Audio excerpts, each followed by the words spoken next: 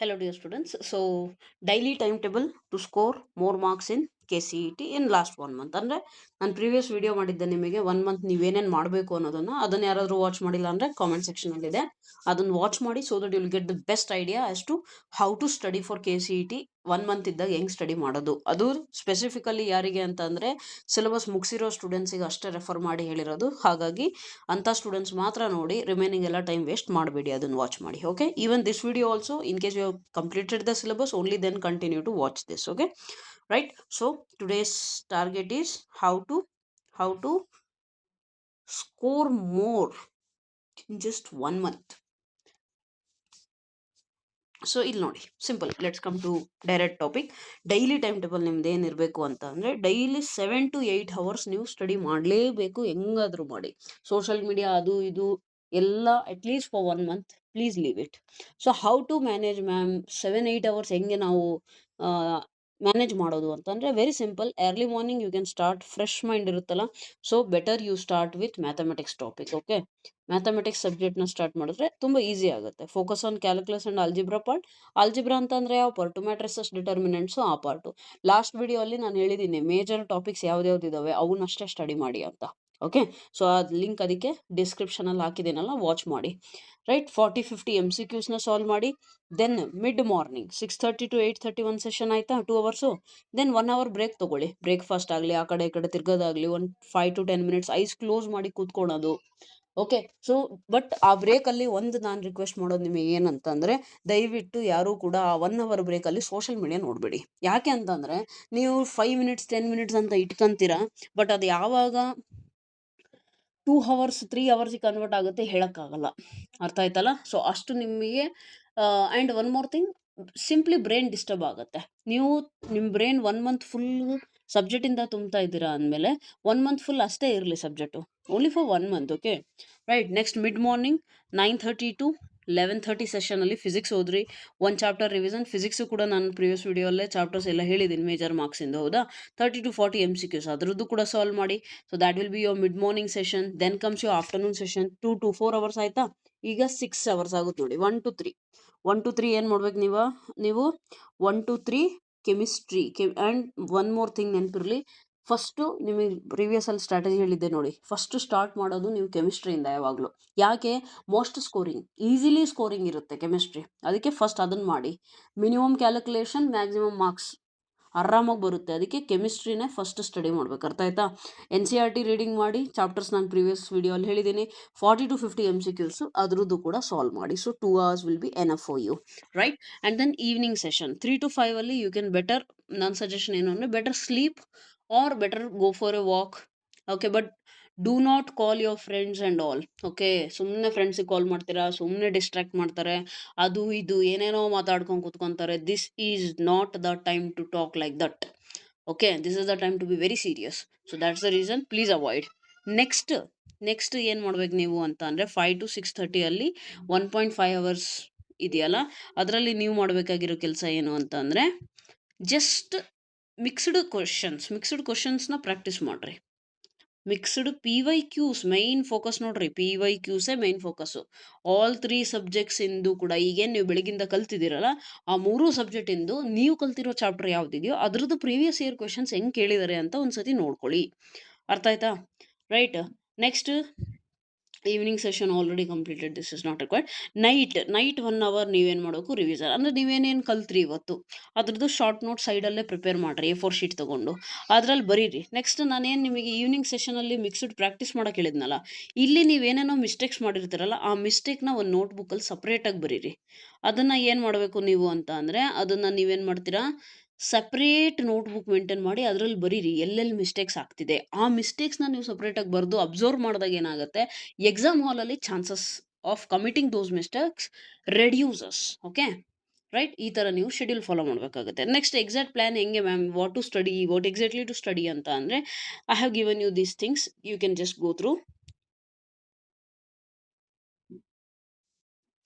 So 30 days exactly what to study ಅಂತ ಬಂದಾಗ, just day 1 to 10 full syllabus fast revision. ನೆನಪಿರಲಿ, fast revision. ಇದು ಅದಕ್ಕೆ ನಾನು ಹೇಳಿದ್ದು, ಯಾಕೆ ಓದಿರೋರಿಗೆ ಅಷ್ಟೇ ಈ ಟೈಮ್ ಟೇಬಲ್ ಅಂದರೆ, ದಿಸ್ ಇಸ್ ದ ರೀಸನ್. ನೀವು ಓದೇ ಇಲ್ಲ ಅಂದರೆ ಫಾಸ್ಟ್ ರಿವಿಸನ್ ಚಾನ್ಸೇ ಇಲ್ಲ. ಅರ್ಥ ಆಯ್ತಲ್ಲ? So go with this and then 10 days ಇದೆಯಲ್ಲ, ಒಂದೊಂದು ಡೇ ಒಂದೊಂದು ಟಾಪಿಕ್ ಇಟ್ಕೊಳ್ರಿ. ಅದ್ರ ರಿಲೇಟೆಡ್ ಶಾರ್ಟ್ ನೋಟ್ಸ್ ಪ್ರಿಪೇರ್ ಮಾಡಿ. ಅದ್ರ ರಿಲೇಟೆಡ್ PYQs ನೋಡ್ರಿ. ನಿಮಗೆ ಈಸಿಯಾಗಿ ಗೊತ್ತಾಗ್ಬಿಡುತ್ತೆ ಏನೆಲ್ಲ ನೀವು ಮಾಡಬೇಕಾಗಿದೆ ಅಂತೇಳಿ. ಅರ್ಥ ಆಯ್ತಲ್ಲ? So these are the chapters. Day 1 limits derivatives ಮಾಡಿರಿ. ಡೇ 2 ಕಂಟಿನ್ಯೂಟಿ ಡಿಫರೆನ್ಷಿಯಬಿಲಿಟಿ ಮಾಡಿ. Day 3 applications of derivative. Day 4 integration ಇಟ್ಕೊಳ್ಳಿ. ಡೇ 5 ಡೆಫಿನೆಟ್ ಇಂಟಿಗ್ರೇಷನ್ ಇಟ್ಕೊಳ್ಳಿ. ಡೇ 6 ಈ ಡೆಫಿನೆಟ್ ಇಂಟಗ್ರಲ್ಲು ಇಂಟಿಗ್ರೇಷನ್ ಬೇಕಿದ್ರೆ ಎರಡೂ ಸೇರಿಸಿ ಇಲ್ಲಿ 2 ಡೇಸ್ ಜೊತೆಗೆ ಇಟ್ಕೊಳ್ಳಿ. Differential equation, then matrices, determinant, probability. These are the major topics, okay, from where questions arise easily and you can write them appear easily as well. Okay, so previous year topics ನೋಡ್ತಾ ಇರಬೇಕು, revise ಮಾಡ್ತಾ ಇರಬೇಕು, short notes prepare ಮಾಡಬೇಕು, formula ತಲೆಯಲ್ಲಿ ಬರ್ತಾನೆ ಇರಬೇಕು ಅವು. ಓಕೆನಾ? ರೈಟ್.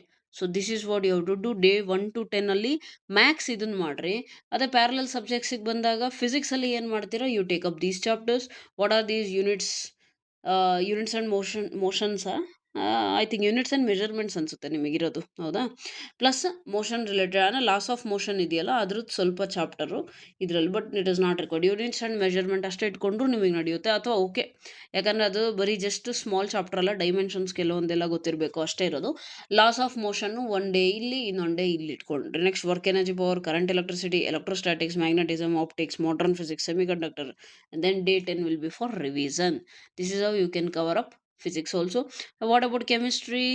Chemistry ಬಂದಾಗ you go with mole concept, that is very important part. Okay, mole concept, then comes your thermodynamics, then comes your, yes, which are the topics?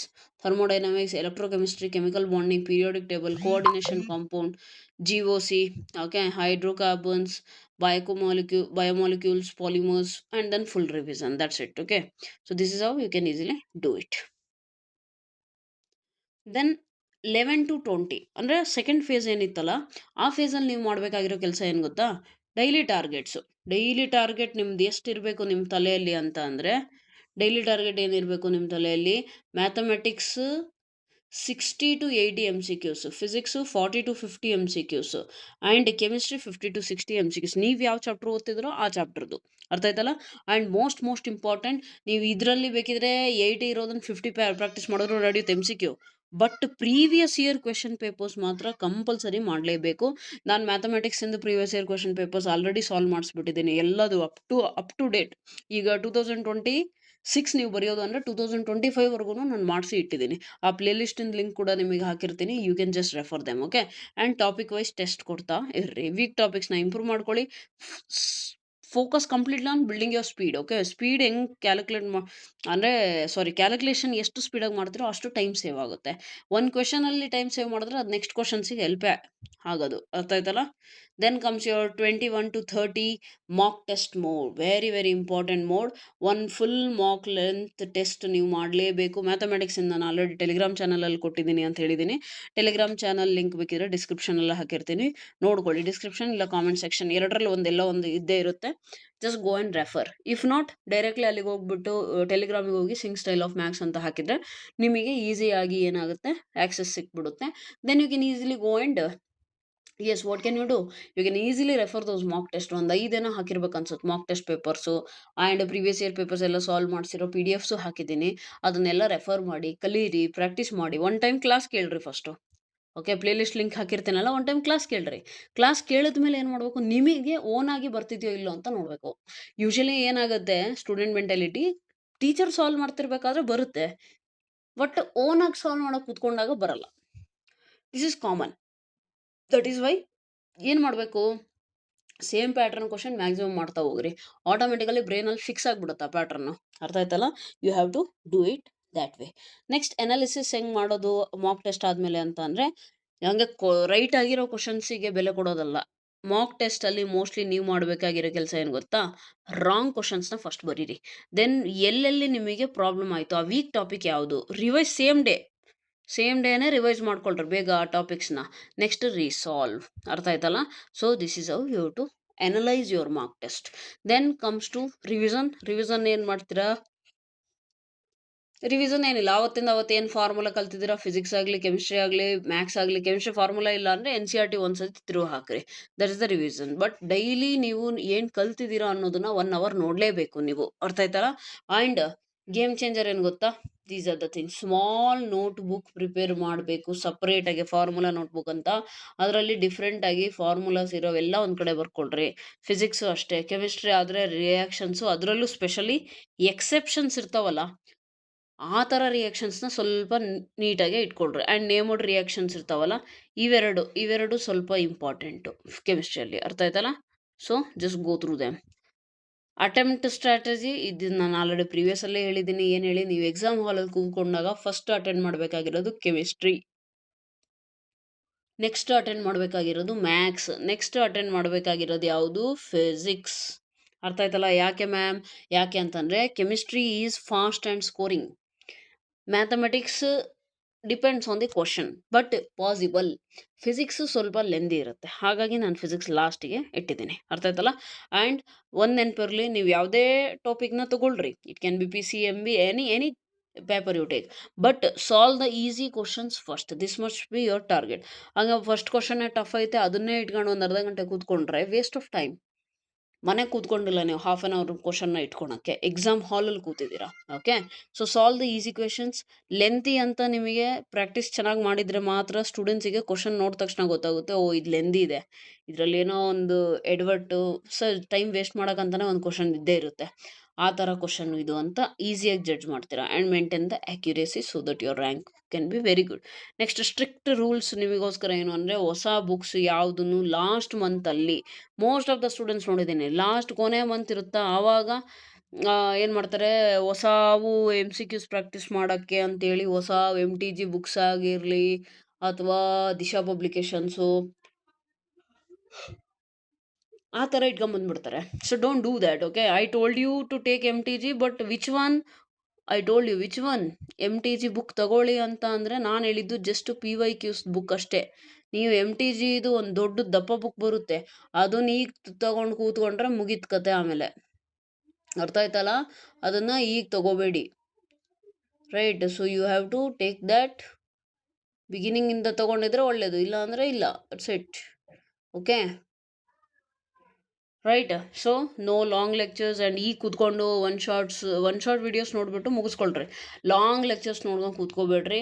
No random studying. ಸುಮ್ಮನೆ ಒಂದೊಂದು ಸತಿ ಒಬ್ಬೊಬ್ರ ಹತ್ರ ಓದೋದು, ಒಬ್ಬೊಬ್ರ ಹತ್ರ ಹೋಗೋದು. ಓಕೆ, ಆ ಥರ ಎಲ್ಲ ಮಾಡೋಕ್ಕೆ ಹೋಗಬೇಡಿ please. Okay, and the final thing I would like to say, final success formula ಇರೋದು ಒಂದರಲ್ಲೇ ಏನಂತ ಅಂದರೆ, ರಿವೈಸ್ ನೀಟಾಗಿ ಮಾಡಿ, ಪ್ರಾಕ್ಟೀಸ್ ಮಾಡಿ, ಟೆಸ್ಟ್ ಮಾಡಿ, ಅನಲೈಸ್ ಮಾಡಿ, ರಿಪೀಟ್ ಮಾಡಿ. ದಿಸ್ ಇಸ್ ದ ಮಂತ್ರ. ಈ ಟಾಪಿಕ್ ಏನೈತೆ ರಿವೈಸ್ ಮಾಡ್ತಿರೋದು, ಆಮೇಲೆ ಪ್ರಾಕ್ಟೀಸ್ ಮಾಡಬೇಕು, ಪ್ರಾಕ್ಟೀಸ್ ಮಾಡಿದ್ಮೇಲೆ ಟೆಸ್ಟ್ ಕೊಡಬೇಕು, ಟೆಸ್ಟ್ ಕೊಟ್ಮೇಲೆ ಎನಾಲಿಸಿಸ್ ಮಾಡಬೇಕು, ದೆನ್ ರಿಪೀಟ್ ಮಾಡಬೇಕು. ಎಲ್ಲೆಲ್ಲಿ ಮಿಸ್ಟೇಕ್ಸ್ ಆದವು ಅವನ್ನು ಮತ್ತೆ ರಿಪೀಟ್ ಮಾಡಿ ಸ್ವಲ್ಪ ಚೆಕ್ ಮಾಡ್ಕೊಳ್ಳಿ. Final push. ಇದನ್ನು ನೀವು ಹಾನೆಸ್ಟ್ಲಿ ನಿಜ ಹೇಳ್ತೀನಿ, ಹಾನೆಸ್ಟಾಗಿ 30 ಡೇಸ್ ಅಷ್ಟೇ ಫಾಲೋ ಮಾಡಿಬಿಟ್ರೆ ನಿಮ್ಮ ಸ್ಪೀಡು ಡಬಲ್ ಆಗುತ್ತೆ, ನಿಮ್ಮ ಅಕ್ಯುರಸಿ ಇಂಪ್ರೂವ್ ಆಗುತ್ತೆ, ಕಾನ್ಫಿಡೆನ್ಸ್ ಅಂತೂ ಹೇಳಲೇಬಾರ್ದು, ಅಷ್ಟು ಚೆನ್ನಾಗಿ ಇಂಪ್ರೂವ್ ಆಗುತ್ತೆ. ಅರ್ಥ ಆಯ್ತಲ್ಲ? ಸೊ ಹಾಗಾಗಿ please make sure that you follow this strategy, or if you have some other strategy you can share in the comment section. That too ನಿಮಗೆ ಅಲ್ಲದೆ ಬೇರೆಯವ್ರಿಗೂ ಹೆಲ್ಪ್ಫುಲ್ ಆಗುತ್ತೆ ಅದಕ್ಕೆ. ಅರ್ಥ ಆಯ್ತಲ್ಲ? ಆ್ಯಂಡ್ ದೆನ್ ಸೊ ಇಷ್ಟೇ ಇರೋದು. So thank you so much for watching. And one more thing, all the very best for all your exams. Okay, ನಿಮ್ಮ ಏನು ಎಕ್ಸಾಮ್ಸಿಗೆ ಬರುತ್ತೋ ಅದಕ್ಕೆ all the very best. And don't forget to smile. Right? So okay, that's all for today. Thank you so much.